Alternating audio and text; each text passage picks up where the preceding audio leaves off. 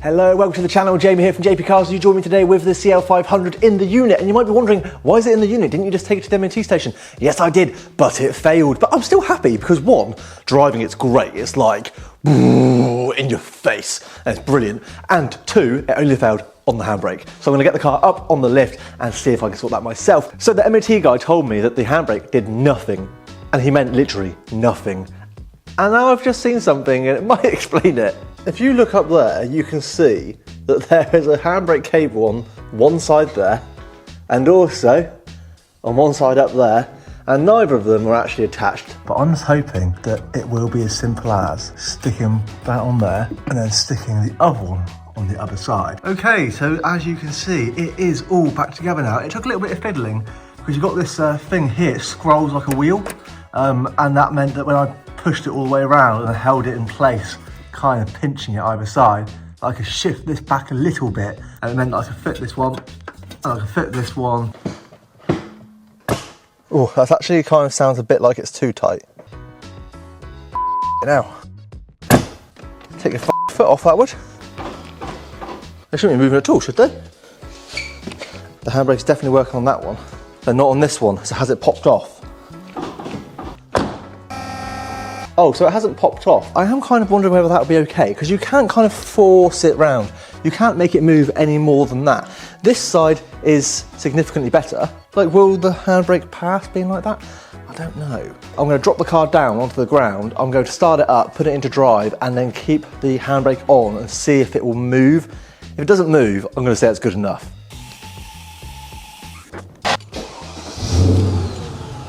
Close door. Into drive. Yeah, we might need to adjust it because we are still moving. Good job the ex-owner left me a locking wheel nut, because otherwise I would have been buggered.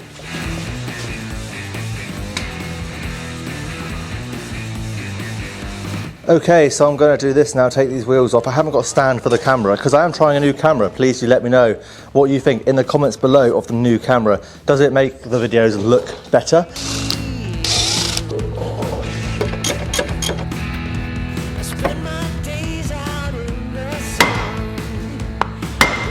It's probably a good job that I took all of this off, because as I did, it practically exploded. So we obviously need some new shoes on here, and look, it's all moving around because this spring was in the wrong place. There's the adjuster, which you would usually do through one of the holes, and then right there you've got a spring that runs all the way down into the bottom there, and if you pop those off, you should be able to get the brakes shoes out of there then. Ah! Oh, finger! So as you can see, I've got them off. What I ended up doing was, this is the top, and that's the adjuster there, and that kind of goes in like that. I took this spring out first. That one was the one that kind of came out already. This one, I think, was at the top, going in through there. Yeah, I was kind of just pulling them all out, just so I could get it all loose. These are knackered, look. Okay, so the same on this side. I'm just going to take all of this apart so that I can get in there. There you go. There's a nice big chunk out of that, look. There's one of the springs there, look. I just gave that a twist then, because it wasn't really coming out.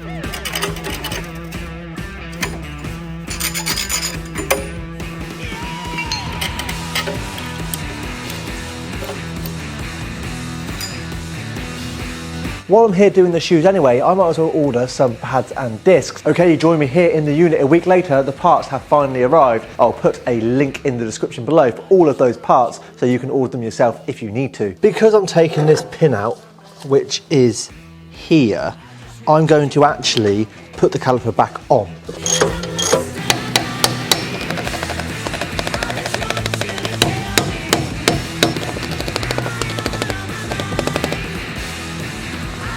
There we go. It's a very stubby screwdriver because when I first did it, I started with this one. Look at the difference in size. That's because this one's knocked all the way through the plastic. That's one out. Quite satisfying getting this done. But I am actually going to knock it all the way through because I might just replace the pin.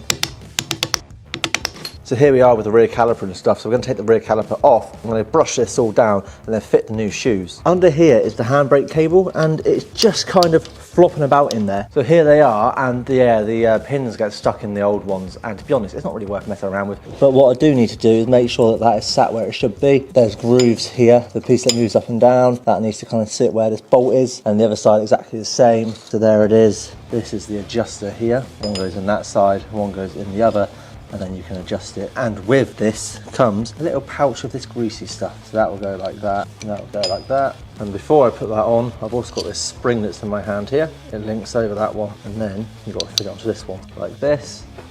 I'm kind of just going to put that into the top there, and then pull them apart. They're likely to fly off, so just be careful. Take your time with it. Bit of a funny old thing to do for the first time you've ever done it. You might be able to just see that slot, and in behind there, there is another slot. You can see a little bit of light there. That is where you've got to push the retaining clip in, and there's also one on the opposite side. Try and line this up a little bit.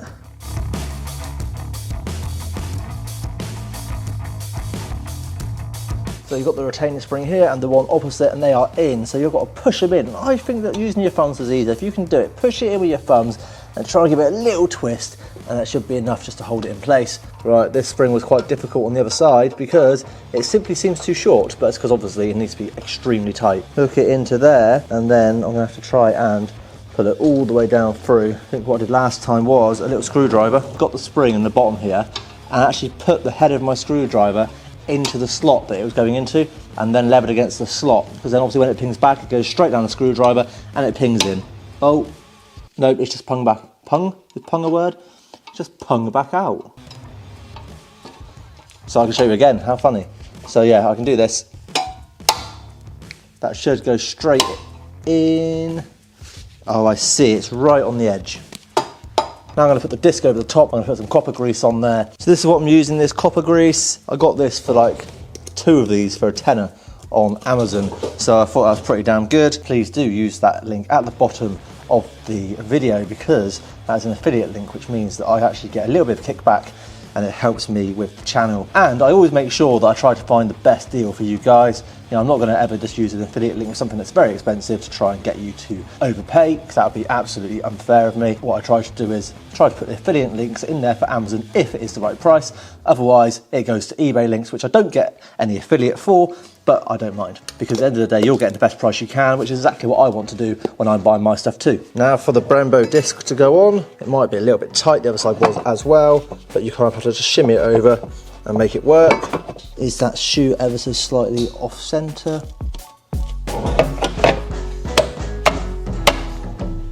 Got my new screw to go in here.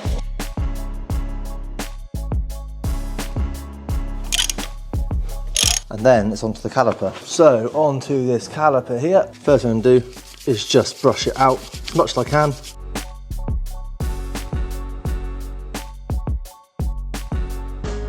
There we go, there's some of the crap out of that one. It's not perfect, but it will do the job. Now I want to wind back the calipers. Grab my caliper rewind tool, which again is something I'll put in the description below, so you've got one. So I'll just put those in against the pistons. This means I can rewind these pistons.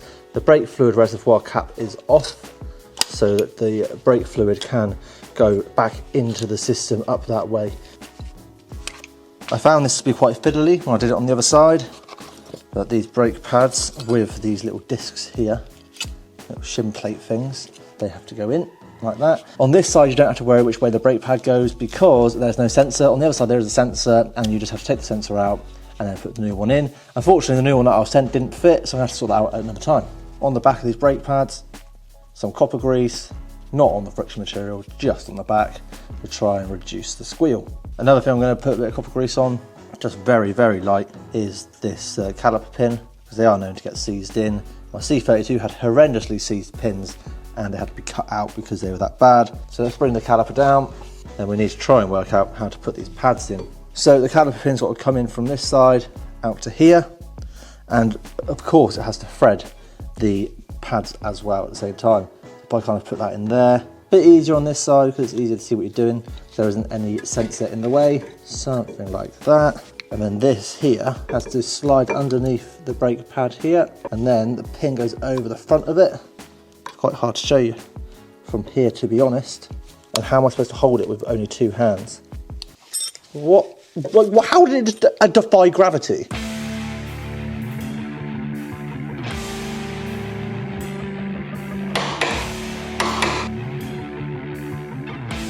I also ordered a new brake pad wear sensor, but unfortunately it didn't fit, so the old one's got to go back in for a moment.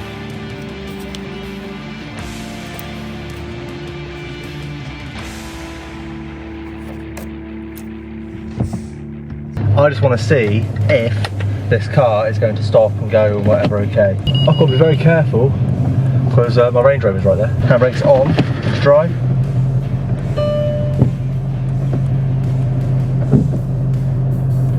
It's still pulling, so the handbrake isn't doing anything, is it? So the brakes are working fine, that's absolutely fine. Handbrake all the way down, we're in drive, and we're still moving. But there you go guys, so the brakes have been done on the Mercedes. Yes, the handbrake still isn't perfect, so I'm wondering whether I just need to like adjust it, because it was like on the smallest kind of thing when you spin it with that little spinner. It was on the smallest section, so it's obviously not quite right. I just destroyed my mirror. I can't believe I just done that. Just destroyed my bloody mirror, guys. Not paying attention to that side, I'm paying attention to this side. That's what happens when you're just not paying attention. It's actually really bad. I'm going to need a new mirror. Just look at that, guys. Where the hell am I going to find another mirror in Champagne? I can't believe I've done that. I was literally watching that side because I was lining up for the lift. It's just such a wide car. Even with the mirrors in, is there any chance of reviving it? I don't think there is there?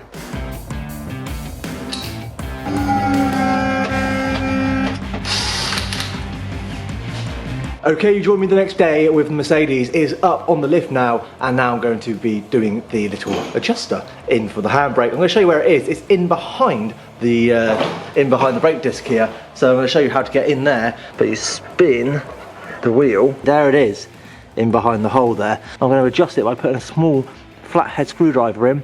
I'm going to adjust it all the way until this does not move anymore, and back it off about 3 little bits. Okay, how's that? Okay, it's moving. Let's give that a try. Okay, so the handbrake is on. Moment of truth. Okay, that was not moving. Let's test the other side. So I'm going to get the car down, and then we're going to torque it all up, and now take it to the MOT garage, and hopefully we'll have an MOT on it. I think it's ready to go down to the MOT station. So yes, so in the CL500, and I'm very happy to be back in the car, driving it for a little bit. New brakes on the back, new handbrake shoes as well, so the handbrake is now working, which means that it doesn't just roll on any hill. And I can't believe that I didn't have any issues with the handbrake in the way of it rolling down a hill or anything like that, when you consider that it wasn't even attached underneath. The handbrake literally cable was not attached onto the rear at all, whereas now it is, so it should pass the MOT. Yes, cosmetically, I'm still a bit wondrous as to what I do, because it looks terrible on the outside. It's going to need a lot of paint work, and obviously it's a £400 car, so there's absolutely no point in doing that at all.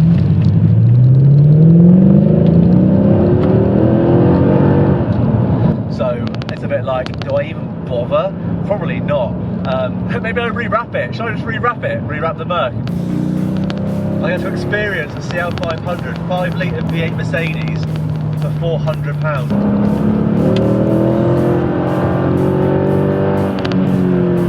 That's 6,000, it tops out at 6,000 revs. I'm hoping it's just going to pass, and I've got 12 months 17, I know I can just drive it whenever I fancy driving it. I might do a trip in it somewhere, but then again, when you look at the MPG you get on it, 5.1 so far. I've driven 5 miles and I've got 5.1 MPG. So yeah, it's not brilliant, to say the least. But, you know, that's not the point of this car, to be honest. The point of this car is simply to enjoy it. You know, I saw it and I thought, where else am I going to get a chance to own a £154,000 car for £400? It's absolutely mental.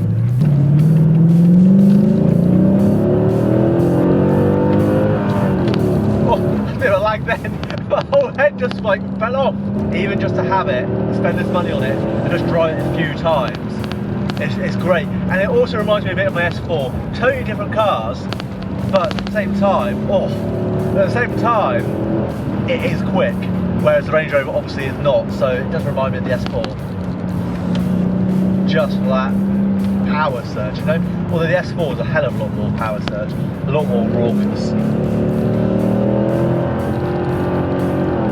Oh, it's Baby Fox on the road, no! Great success, the CL500 has passed the MOT. I'm really happy. The handbrake did pass, so I'm really happy with that. I drove the car to the unit because I thought, oh, I'll go in there and do a few jobs on it. And on the way, I heard this banging on the back end and I thought, that sounds like a loose brake pad. Put my foot on the brake and it stopped. So I've got a loose brake pad, which I need to fix. So I put the car into the unit and thought, I'll do that another day. Drove back home in the Range Rover, and then the Range Rover broke down.